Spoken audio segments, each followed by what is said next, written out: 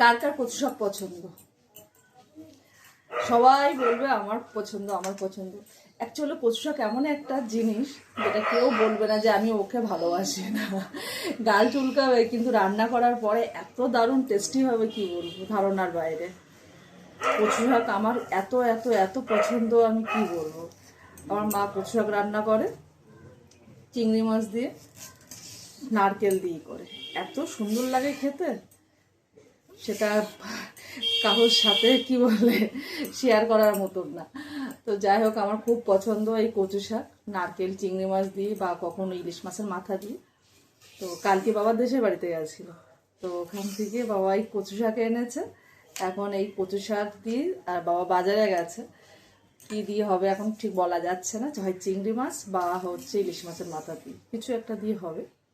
আমি এইগুলো কেটে নিচ্ছি, কেন কচু শাক কাটতে গেলে খুব ফিসকুনি কাজ, এটা মুছে মুছে মুছে মুছে কাটতে হবে, আবার হাতও চুলকাবে, সব কিছুই আছে। ভালোভাবে ভালো জিনিস খেতে গেলে কষ্ট তো করতেই হবে, তাই না?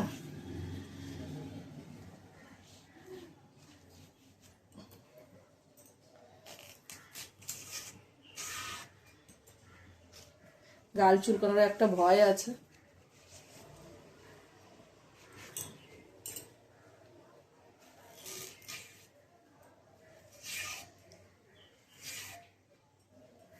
কচু শাক কাটার পরে হাত তাতগুলো যা অবস্থা হবে, সেটা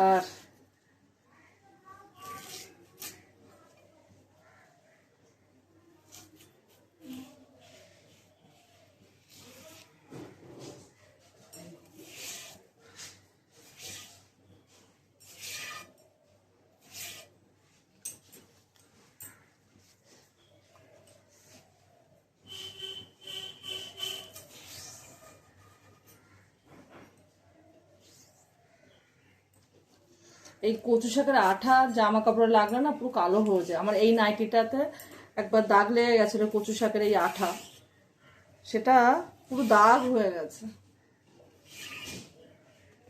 ভাত বসিয়ে দিয়েছি, ও আবার আজকে বললো একটু সকাল সকাল অফিসে যাবে, কিন্তু এমন একটা জিনিস কাটতে বসেছি যেটা কাটতেই 1 ঘন্টা সময় লাগবে। আবার এই কচু শাক না এই গরম গরম ভাতের সাথেই ভালো লাগে, ঠান্ডা হয়ে গেলে অতটা ভালো লাগবে না।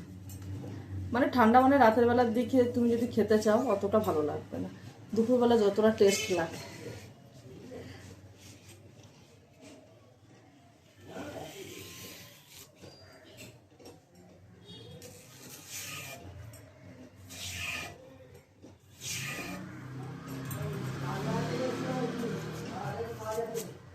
না এগুলো ঝটপট করে কেটে নিই আস্তে আস্তে, ঝটপট তো আর হবে না, কেন কিছু কিছু কাজ আছে চাইলেও তুমি তাড়াতাড়ি করতে পারবে না।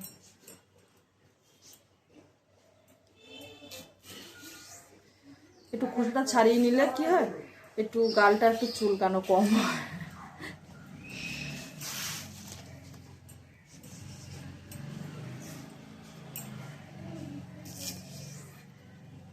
এটা আবার সেদ্ধ করেও নিতে হবে।